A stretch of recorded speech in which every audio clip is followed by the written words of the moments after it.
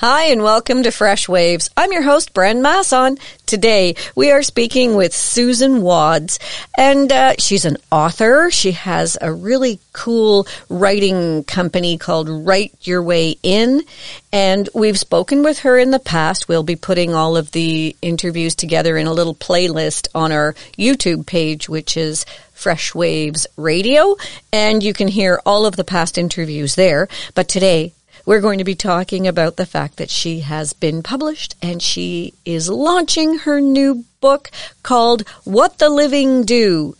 Susan, good morning and welcome to Freshwaves. Oh, good morning. Thank you for having me. So this has been a long journey, hasn't it, to get your book published? It sure has. I finished this book in 2015. I thought it was,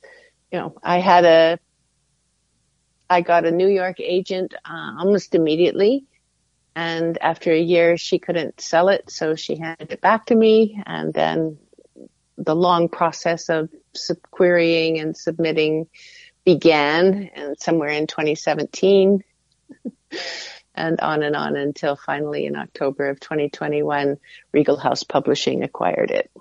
Wow. What did it feel like when she gave your book back? That must have been disheartening. It was disheartening. I wouldn't say it was devastating, but it was sure disheartening. And then I had this other novel that I'd written, and I said, oh, well, maybe you'll like this one. And she hated it. She said, I can't publish this.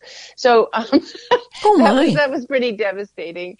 But I think that, to be fair, I don't know. I don't think she really liked it, but there wasn't that excitement. I think that one has to be really excited.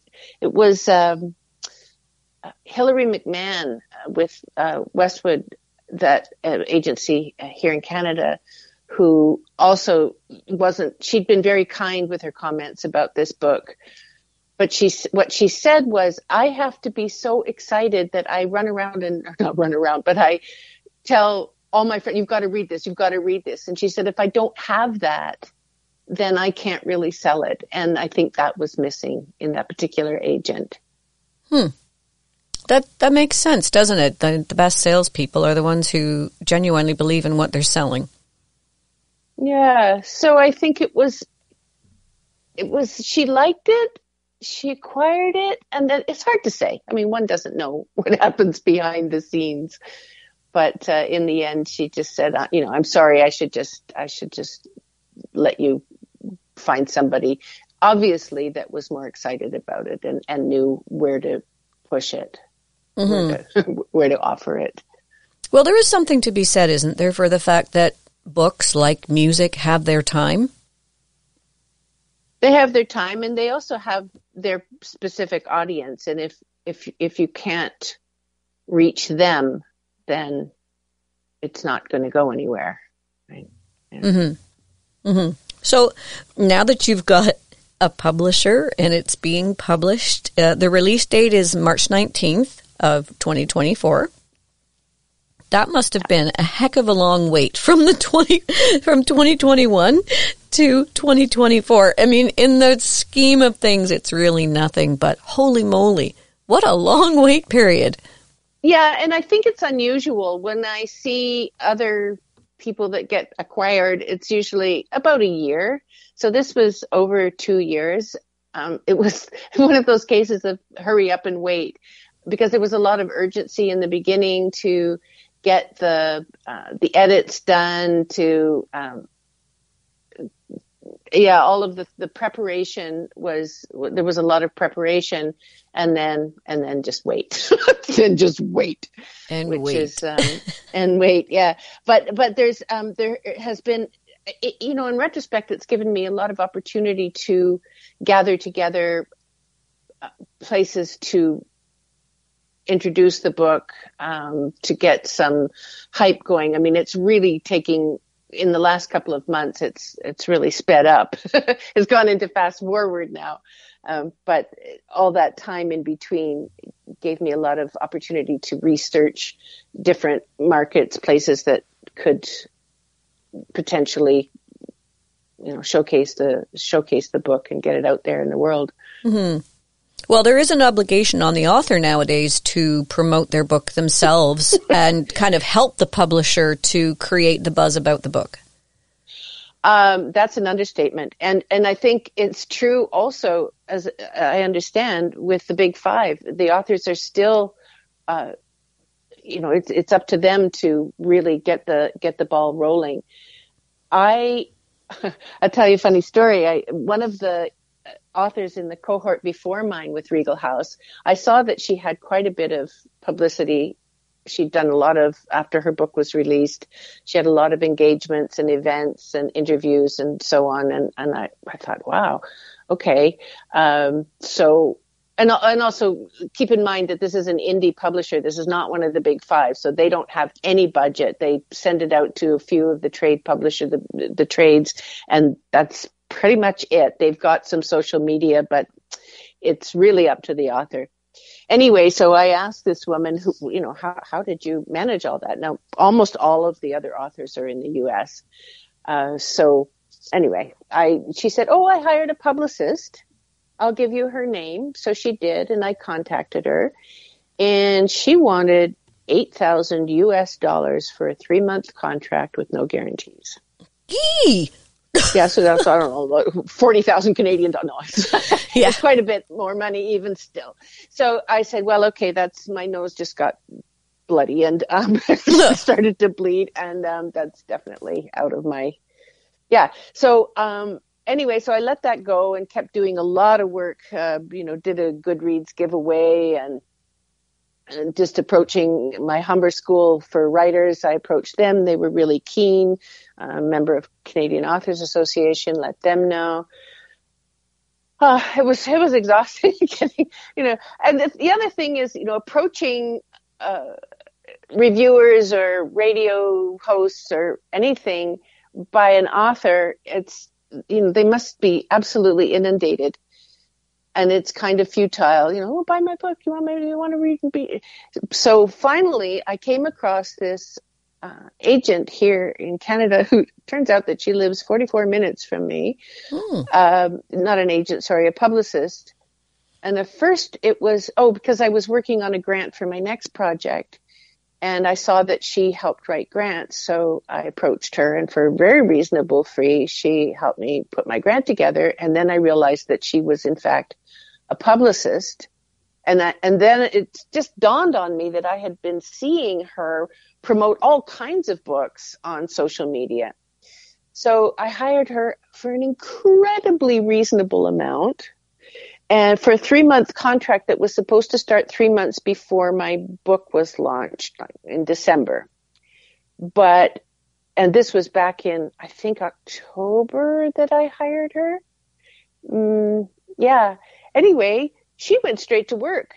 I wasn't on the clock, but she she said she had to start now because the festivals and the big writer events generally decided in the fall before the spring or summer or fall that came after.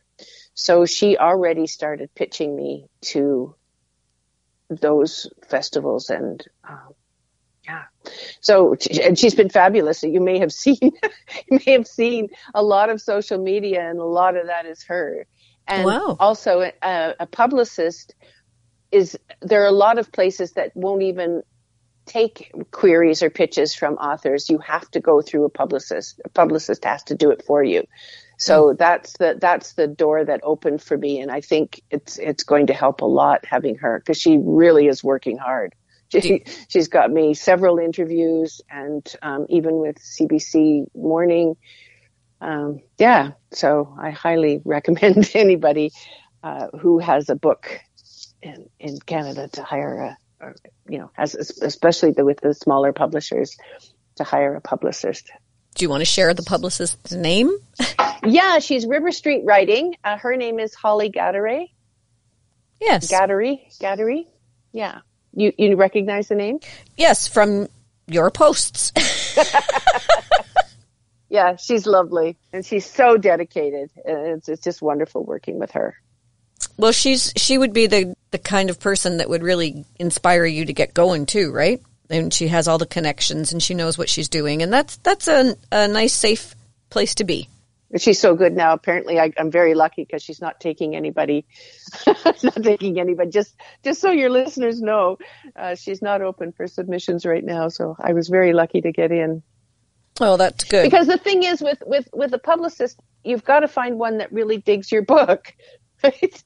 That somebody that says, "Wow, this is worth something," and she really liked it. So that was the open door for me. Mm-hmm.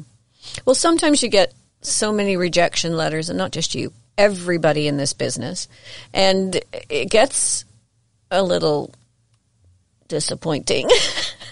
And so to say the least. It's really nice to have someone who really likes your book. Yeah, definitely. And honestly, I think there's a lot of people in the publishing world who like the books that they read, but like you said, it's either not the right time, they don't have the market for it, it's not their vibe, but they do like it. Yeah, and that's the thing. I was just listening to Hillary McMahon talking to the WCDR, talking about that it's a business, so they have to feel that it's going to sell, that people will buy this book. Mm-hmm. Even if they personally like it, they've got their ear to the ground, their finger to the pulse and all of those expressions, knowing, as you say, what's going to be hot, what's going to take off. They understand that, what the market is asking for. But there still are the odd books now and again. It's harder and harder and harder, but there are the odd books that don't fit the normal mode. They don't have the exact look and feel of what's very popular and selling all over the place. And then just by fluke, they take off like lightning. And part of it is because that they're different and unique and not the run-of-the-mill. I agree. I like books that do that. There was one I read fairly recently, If an Egyptian Cannot Speak English. And that's a funny title. Yeah, and it's an odd book. It's really interesting. It's two people, like one chapter will be the point of view of one character, and then the next, the other character, and that just goes back and forth through the whole thing.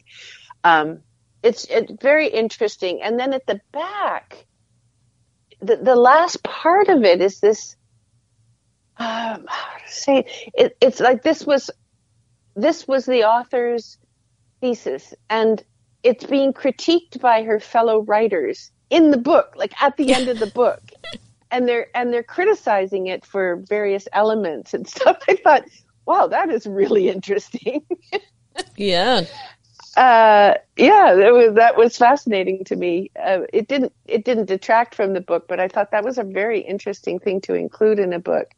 But yeah, things like Yellowface, which is completely taken off. It's not.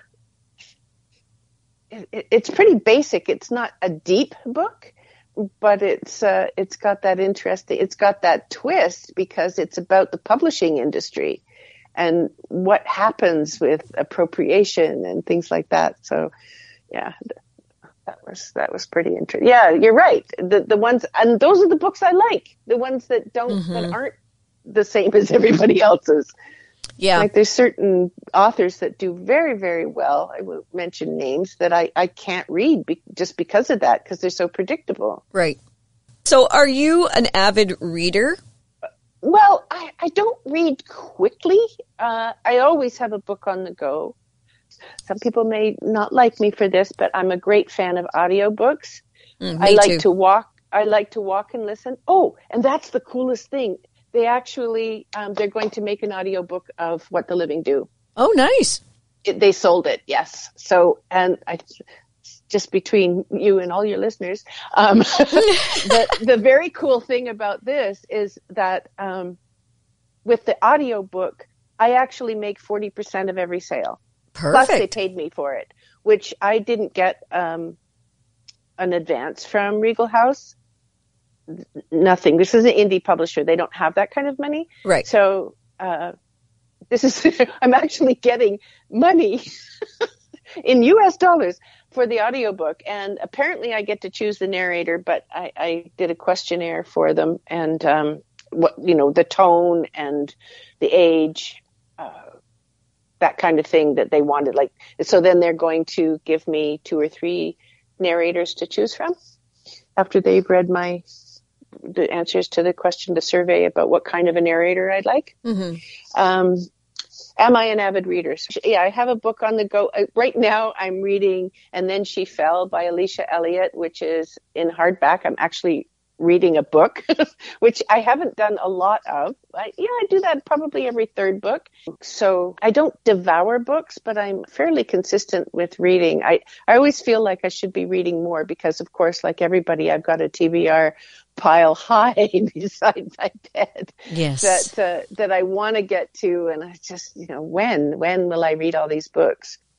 I love my talking books. I have a cottage in Haliburton, so when I'm driving from Stouffville to Haliburton, I listen for 2.5 hours, and I'm never bored. Yeah, definitely driving, and for me, walking. I listened to, that was fabulous. I listened to Meryl Streep narrate Tom Lake. I just finished it.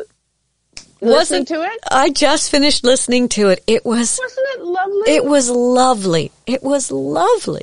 It was so refreshing. I could listen to Meryl Streep forever, but the book itself, it was just, I don't know, it was soothing somehow. It was such a loving, loving book. Yeah.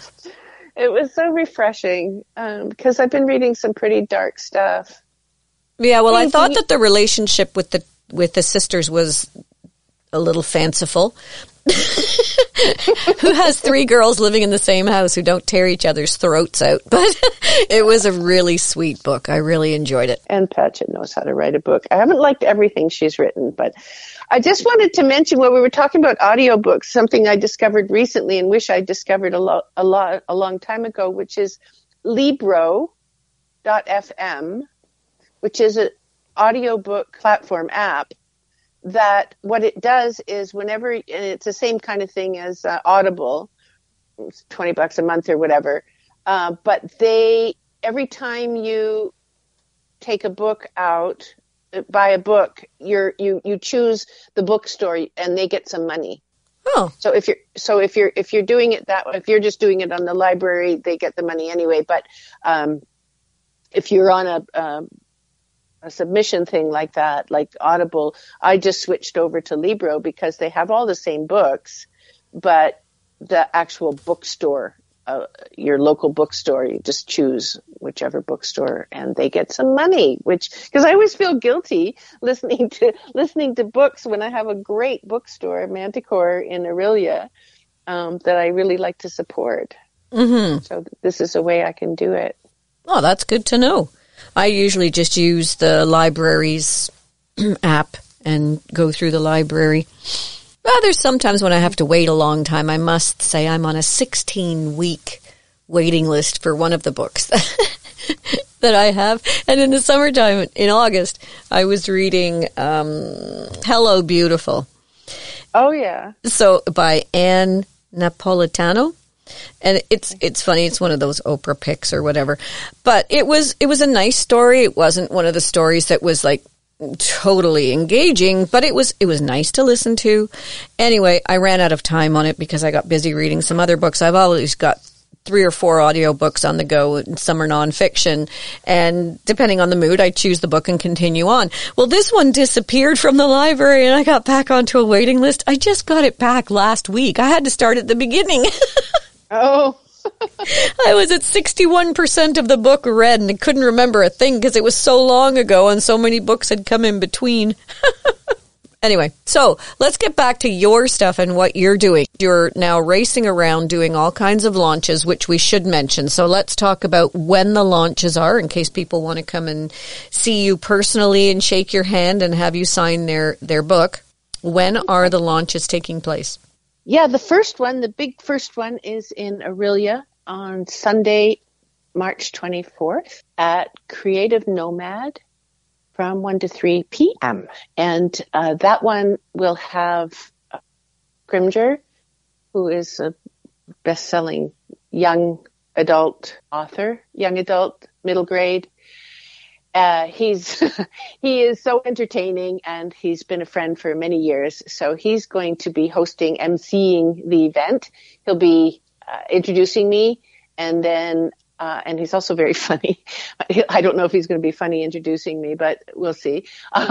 Anyway, yeah, a little roast probably.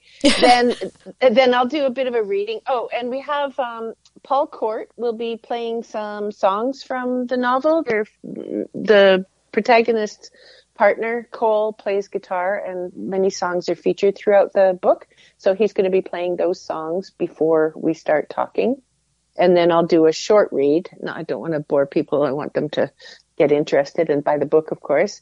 So I'll do a short read, and then Richard and I will have a conversation about writing, about the book, about all things literary. Oh, that sounds great. And we have food. I'm going to have platters of food, and there'll be a cash bar, and it's an absolutely gorgeous place with exposed bricks and big windows and just absolutely gorgeous. And it's also wheelchair accessible. That's great. Lunch number 1. That's the big party event. And then next up is Toronto, where I'll be at the Centre for Social Innovation, which is on Bathurst Street. It's the annex location. Mm-hmm. And it is on April the 4th. And that's a Thursday evening from 7 to 9. Also, Richard will be there. I'm working on trying to get some musicians. I'm a musician, just a guitar player, because that's all he does is acoustic guitar. So I'm not sure about the entertainment there, but there will also be food. And of course, after the talk, there'll be a book signing. And both in Aurelia, we have Manticore Books will be there with the books for purchase. And in Toronto, Ben McNally will be there with the books for purchase. Okay. Yeah.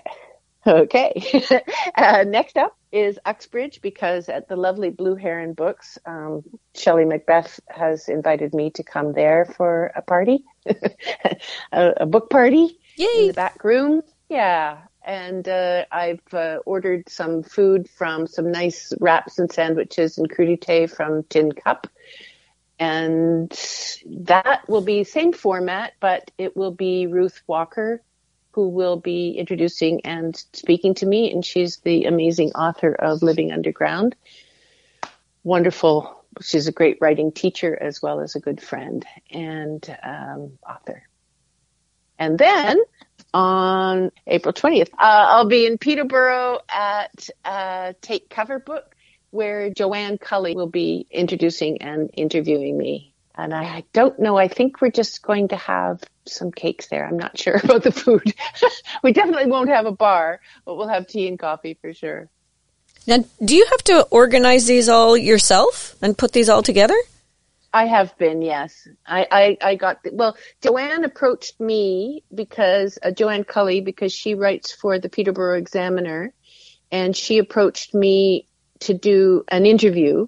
And so then we got talking, and then I said, well, maybe is there a bookstore or a venue you can think of where I could do it? And so that's how that happened. I mean, I put it together, but it was her suggestion of the bookstore.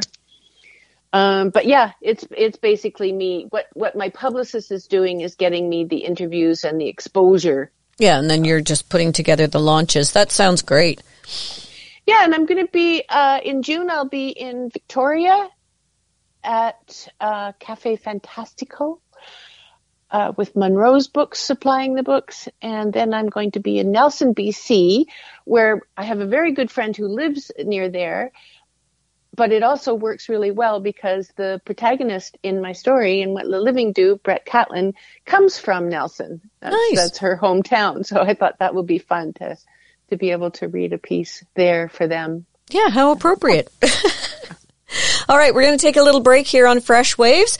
For those of you who are just tuning in, we're talking with Susan Wadds. She's the author of What the Living Do, which will be released on the 19th of March. And we'll be right back, so stay tuned.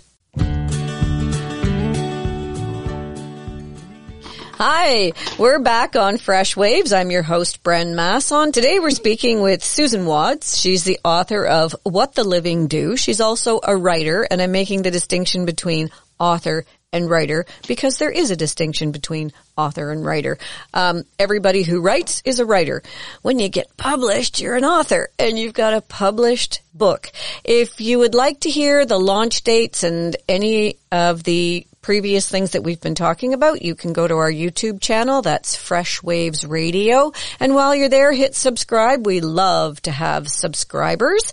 And you can hear this show as well as the other interviews that we've done with Susan Wadds along the way, because this just didn't happen overnight. This is a percolating of ideas, writing, publishing, launching. There's so much that goes into this, and this all started back in 2015. But by 2015, you already had the book written. That's right, I did. So when did you start writing the book? Would have been about 2 years before that. Yeah. So 2 years in the making. Is that kind of standard for how long it takes to write a book? I guess it is. The book I'm trying to get finished now has been in the making for 13 years. Wow. Well, it just keeps shifting underfoot and keeps going off in so many different directions and trying to tell me what it is that I'm trying to say with the book. And it's making me insane. I did a residency in France this past spring to finish the book. I had so many drafts of it. I had so many pages, like way too many pages. And I figured, okay, I've got enough here to pull it together to do a 300-page book. So I spent 6 weeks every day working on what was already written. Mm. So at the end, I broke through. I was really struggling. That was a really interesting process because it had been written all in the third person. And the back of my head kept saying, you should write it in the first person. And I kept telling myself, no, we're not doing that. That's too much work. I'm not doing that.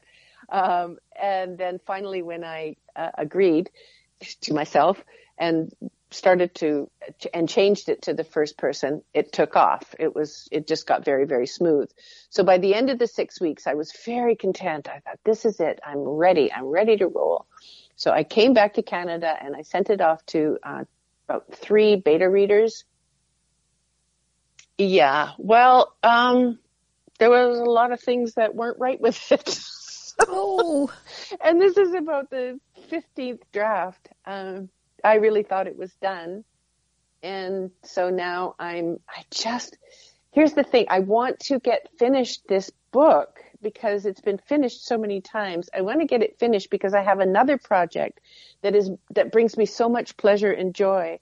And I also feel that the next one, not this one, but the one that I'd like to be working on is the one that's really going to sell because it's interesting. When I tell people just a little tidbit about what it's about, their faces light up and say, oh, that sounds really interesting. Mm. And I've never had that response from anything else I've written. Because generally speaking, my books are very interior. They're very character driven. They're quieter.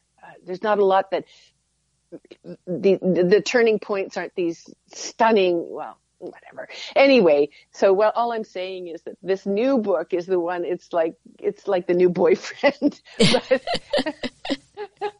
if I remember what that's like. But anyway, so yes, so when you ask me, does it take about 2 years? I think for normal people, maybe, but what's his name? Murakami? Anyway, he says it takes 10 years. And Arundhati Roy, her last book, I think she said it took her 12 years, so I don't feel quite so bad. But they're amazing writers. I don't know. I'm just kicking this dog till it's whatever. Well, it's interesting that you say that because the one book is going to go like fire, and then the other one is kind of it's really taken a grind. When you look even at the music industry, I think one of the Eagles' best songs took them 4 years to write. They kept going back to it, and then they'd go away, and that's only like 3 or 4 minutes long. And here you are with a book that's hundreds of pages long. It would stand to reason that If you do it till you get it right, it could take a long, long time. Oh, you're very kind. Thank you. It makes me feel so much better. Yeah, well, even Leonard Cohen's Hallelujah took him longer than any other song or any other poem that he'd written. And look at how wonderful it is. Yeah, and apparently there are many other verses that are not in the final version. Yes, there are lots of verses. Anyway, so you're on your way now. Is there anything you learned from the first book that you're going to take forward to the second book that you'd like to share with up-and-coming authors who are perhaps getting a little frustrated? Well, I would really like to say that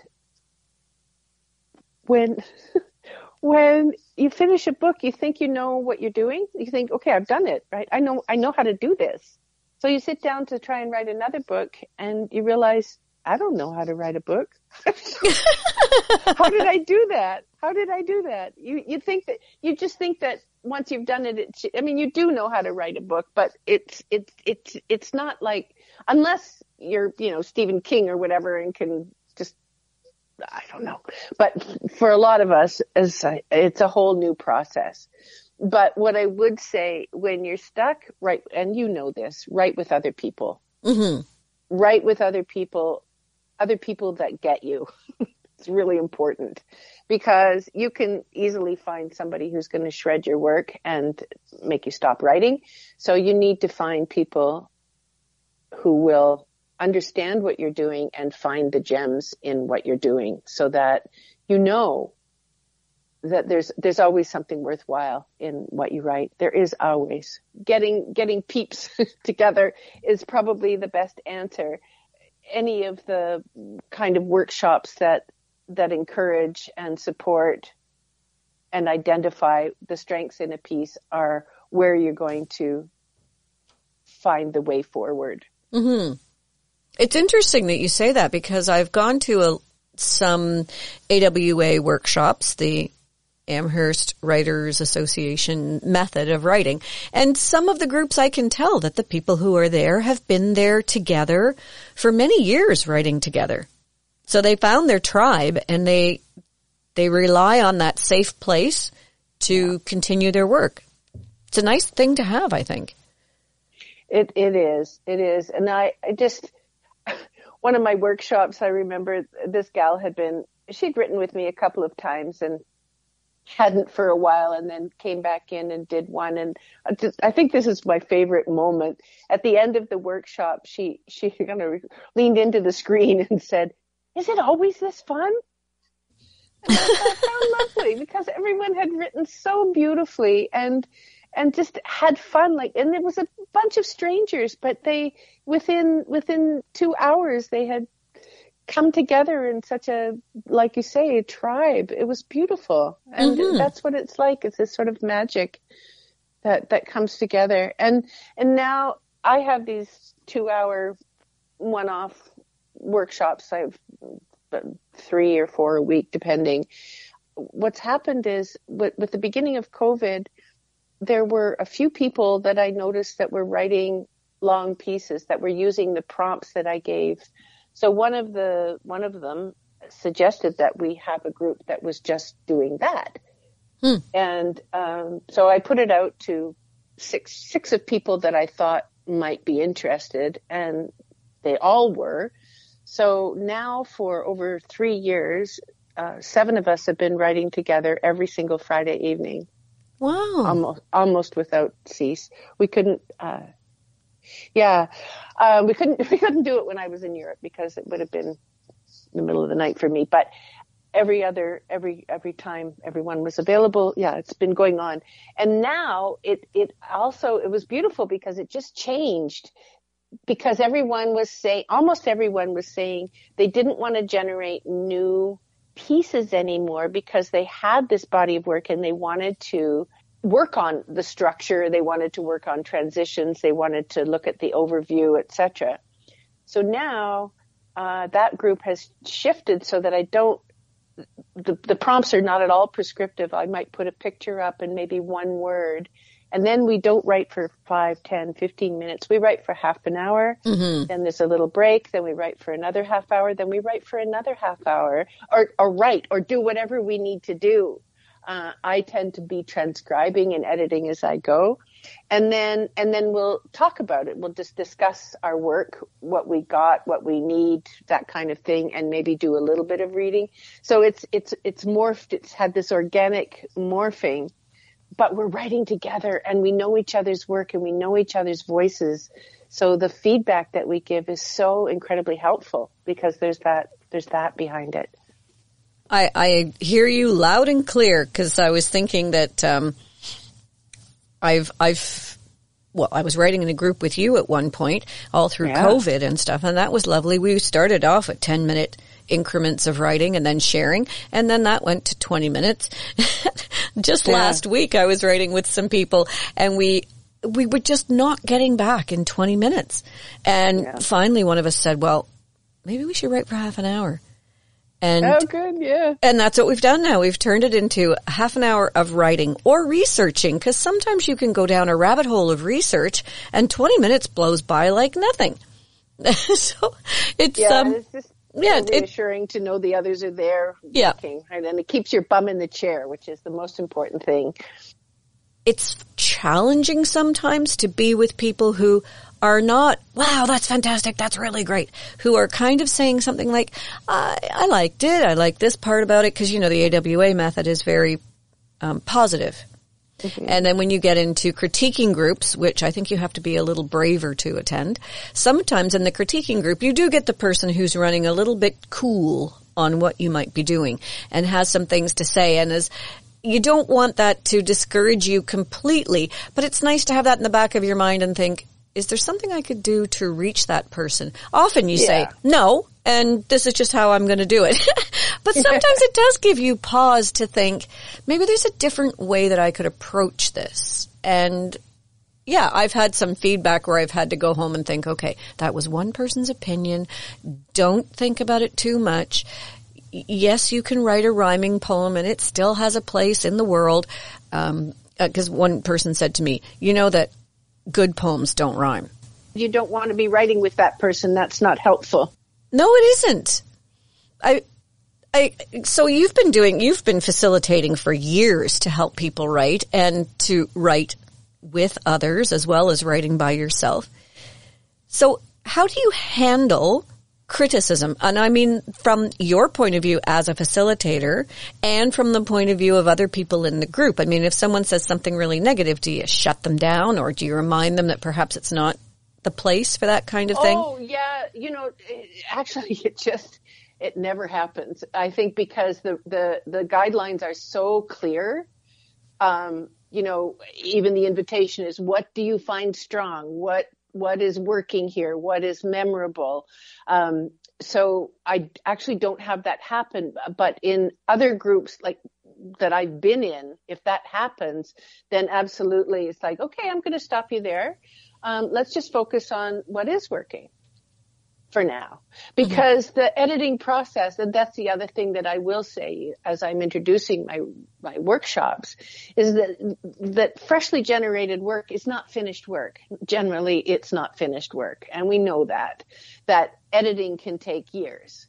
So what we're looking for are the pieces that sparkle. What we're looking for are the little jewels, and, may not all be sparkly, but there'll be something in there that is working. And that's what we're identifying, so that the author, the writer, can say, oh, okay, maybe it's not just a piece of crap. Maybe there is something to tie on to and move forward. And that's the whole point of the AWA method, is to help writers keep writing. Yes. And you don't keep writing if you think, oh God, that was garbage. Why should I even bother? Because we do that on our own. Yeah, that's true, isn't it? We are our own worst critics. Yeah, I'm really good at that. I'm just struggling with this book right now, thinking, whatever. But if you've got your book to the point where you like it, obviously it's finished, and you think, this is great, and you take it to an editor and they get out that red pen, and I have this horrid image of a grade 5 teacher just tearing something to shreds. What do you do then? Do you stick to your guns and say, no, this is my vision and this is what I think works? Or do you say, well... Well, I would always consider it if I feel that they've made a valid point. I think if you're talking about an editor in a book that has been accepted for publication, then you've really got to take it seriously. Mm-hmm. You know what I mean? Like, you have to really say, okay, if they're shredding it, why are they shredding it if they want it? But if they're making you have to really take into consideration. I had, for instance, this one book that I sent to an editor, the one I've been working on, and it was pretty clear that, in this case, it was pretty clear that he didn't like my character. He didn't like her and thought that she was too sexual. He thought that because she actually slept with her girlfriend, even though she was heterosexual, but she slept, that I should identify that she's bisexual. And he was really, and I'm like, and then I sent it to this other gal who was great. And she said, Jesus, what's wrong with him?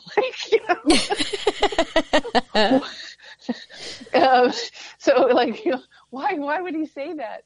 So and there were a couple of, I think like 4 beta readers for that.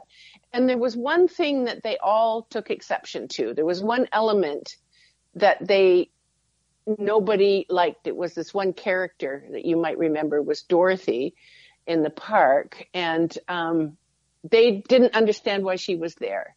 So I had to really look at Dorothy and say, yeah, what is she doing? How is she what is she giving to this story? And that she just ended up, the encounters with the main character just made the main character look needy and kind of pathetic. So that didn't help. So Dorothy's gone because it wasn't just one person that said they didn't like the old lady in the park. It was 4 people that said, what is she doing? Like, what is her purpose? And I had to say, I don't know. I just liked her. And that wasn't enough to keep her in the story. So what do you do? It would vary from instance to instance, I think. Mm-hmm.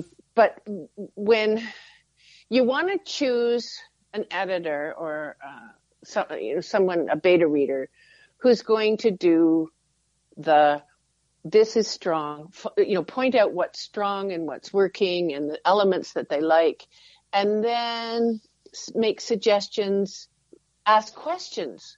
What is the purpose of this? Or say where they're confused or what they think might make it stronger. So, not this is crap and nobody likes rhyming poetry. Yeah. That's not helpful. You want your commentary to be helpful, not excoriating. Right? Yeah. Yes, of course. And that's what actually propels you forward. Exactly. And it's nice. The thing I love the best about writing with others is when you have more than one person who has, like you said, zoned in on what doesn't work. But in the case of AWA, they zone in on what really does work. And then you take that and you think, wow, that's the seed. That's the seed, and I can run with that. Yeah, exactly. And the point is, you don't hand over your product until it's finished, until you feel it's the best, for editing, for real, critical feedback, critiquing, until you feel that it's ready. Because otherwise, just put your polished work forward, and then it's much more beneficial. I find anyway. Yeah. And I think too, rough stuff off. You wouldn't send the rough stuff off. It's like you write your rough draft and then you go and you spruce it up. And it's funny, I find, especially when you go back and read it, the guts are there, but boy, the frills around the outside, that's when you go and put all that stuff in. So in your mind sometimes, or in my mind sometimes, I think, oh, this is it. I've got it. Then I go back in a few days and I reread it and think, oh, no. I got to do this. I got to do that. I got to do this. Got to do that. And it flows really nicely into what it it's always meant to be, because your first draft is what they always say is your awful first draft. Yeah. I was just looking at listening to Neil Gaiman early on, who said that, the first draft is throwing mud at the wall and then watching how the mud falls down and seeing if there's a face in it. Yes. Something like that. And then you go back and make that face work. Yep. Yeah. He's a wonderful author, and I really like the things that he says. And I find that it's also nice on social media when people like you and Sue Reynolds and other people, Cheryl, who put on their Facebook pages things like that. It's food for thought. It's almost like the prompt for the day. So people are always saying how awful social media is, but there are so many really good uses of social media, and that's one of them. And sharing books that we've loved when we read them and putting it on Bookworm or wherever you can find a spot to say, I really loved this book. Yeah, for sure. Yeah. And it's nice when you get hints from people who you think are your favorite authors, and you find out what their process is, and you find out how they do things. And then you can try it. If you're a new writer, try writing things down with pen and paper. Try writing it on your computer. See how it works, see how it doesn't work. Do you use your computer all the time? I usually start by hand, and then I take it I very rarely write directly on the computer first. It's almost always written by hand first, and then it goes onto the computer, and that's the first flush of editing. Do you have the whole story in your head when you sit down to write, or do you do it in bits and pieces and scenes unfold as you go? I never have the whole story in my head. No, I do not. And if I do, it generally changes as I write. So I'll have a seed, I'll have an idea, I'll have an image, an event that happened that I think could be expanded on, and then I see where it goes. It tends to inform me, and often I'm very surprised at where it goes. You were saying earlier you had pages and pages and pages, and some of it didn't make it into the book. Does that get discouraging? Do you think I spent all this time writing all this stuff and it didn't make it in? Darn. Yeah, it does get discouraging, and it's funny because I just recently a page came out of a sheaf of pages with a whole scene that I had written probably 12 years ago in the initial stages of this book. And I thought, oh, this character doesn't even exist anymore. It's not the Dorothy one, it's something else. But it was a guy. And I thought, this is a great scene. This is good. It doesn't belong in the story, but this character is really interesting. That I was like, oh, do I have to go back through everything just to, I don't know. Yeah, it is frustrating. It's definitely, I don't know. It's all practice. I have to look at it like that it's all practice. Even the scenes that never make it in. I just have to look at it sort of like life. It's what led me here. What's next for Susan Wadds? Well, like I said, I'm going to finish this one book that has had many titles, and the book I really, really wanted, the juicy one, is about a woman who has had a lung and heart transplant, and the lungs and heart of the donor have a very strong personality, and they're still alive and they want out. And that was inspired by, so it's in two voices. It's in the voice of the lungs and heart and the voice of the woman. And it was inspired by Clara Sylvia's memoir. And I had found back in 2008, I remember first hearing it, and it really struck me that what she experienced after the transplant was that all her tastes had changed. She craved beer. She wanted to ride a motorcycle. Her taste in music had changed. And ultimately, she did discover who the donor was in those. He had died on a motorcycle. She was craving McDonald's French fries. He had McDonald's French fries in his leather jacket as he was dying. So that really got me. I thought, wow, that is so interesting. I mean, this wasn't a stomach transplant. This wasn't a tongue or a brain. and she would have dreams about him and recognizing people that she didn't know and that sort of thing, which is really fascinating to me. This cellular memory idea. So I thought, what if not only were the tastes ported over into this new body, but the actual personality was still very much alive. And so I've been just having just a wonderful time writing that story. Oh, I'd love to hear that book. That sounds fascinating. Exactly, right? So how do you develop these characters? I mean, I think for authors in general, they must be good people watchers because you can't just pull this stuff out of a hat. I mean, if you're ever in a restaurant having a meal, do you notice the people sitting beside you and think, that's an interesting character for my next book or my next scene? Yeah, sometimes I do that. It's yeah, definitely. I mean, I think it becomes like a sixth sense. It's always you're always listening, you're always watching, you're always imagining what if, what if I took that person's whatever, the way they look, the way they walk, the way they talk, and made the character. Yeah, for sure. You pull, and that's where the whole idea of, do you write from your life? Do you write what you know? It might not be that situation exactly that happened to you, but we draw, fiction draws from real life regardless, whether it's, a fantasy thing of some other world, you're still drawing on what you know of how people behave, psychology and that sort of thing. So we're always writing something that we know, even when we don't know it. That's what I'm trying to say. Okay, Susan, we're running out of time here on Freshwaves. We wish you the best with your book launches. And again, you're doing multiple launches that will take place in Orillia, Toronto, Peterborough, and Uxbridge for those people who are listening to Whistle FM in Stouffville. Uxbridge is a, 15-minute drive away.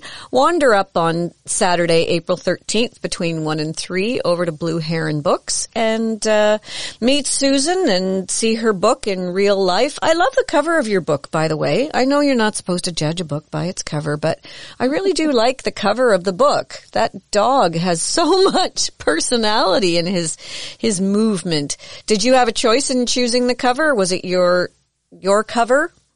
No, it wasn't. I was given a survey questionnaire to fill out about the elements in the book and the mood and the tone and all of that. And I did mention that there was a short-haired wire-haired terrier in the book, and that was the only element that I mentioned that they used.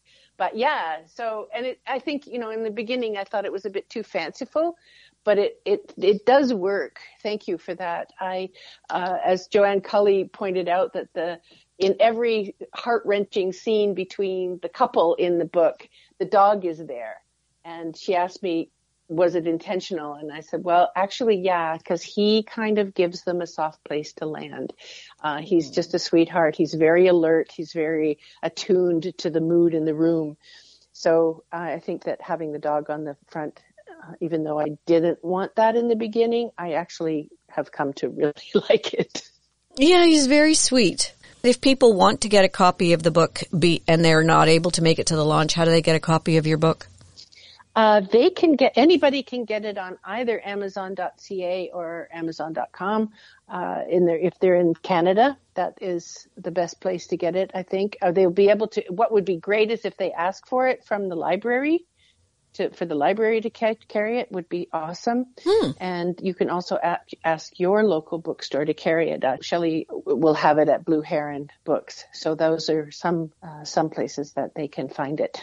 Okay, terrific. Well, thanks for joining us this morning, and good luck with all of the book launches. Thank you so much. It's been fun. Thanks, Brenda. You've been listening to Fresh Waves. I'm your host, Bren Masson. Today, we've been speaking with author Susan Wadds. If you'd like to hear this show again or any of our other podcasts, go to our YouTube channel, Fresh Waves Radio. Hit subscribe. We love to have subscribers. Remember, one new idea can change a mind. We'll speak to you again next week on Fresh Waves.